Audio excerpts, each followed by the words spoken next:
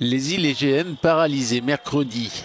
Une grève générale de 24 heures est observée par les milliers d'habitants de Lesbos, Samos ou Chios.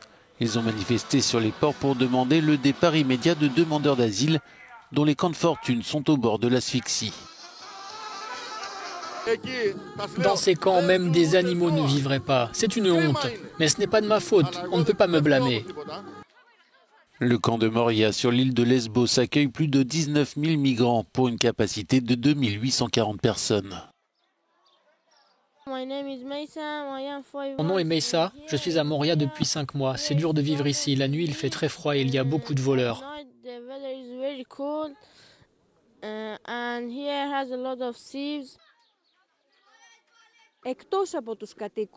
Outre l'hostilité des locaux, les migrants et les réfugiés qui vivent ici dans le camp de Moria disent que le principal sujet pour eux est la sécurité.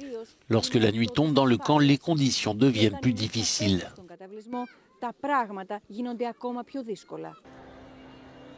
Sur les îles de Chios et Samos, les camps tout aussi insalubres voient leur nombre d'occupants multiplié par 5 et 10. Les manifestants demandent à répartir les demandeurs d'asile sur le continent, que ce soit en Grèce ou ailleurs, dans l'Union européenne.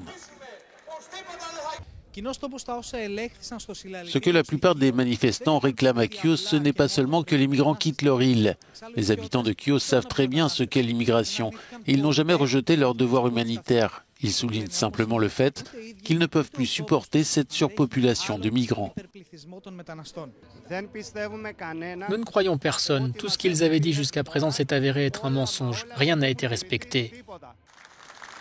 La question migratoire est devenue un casse-tête pour le gouvernement. La Grèce est redevenue en 2019 la première porte d'entrée des migrants en Europe.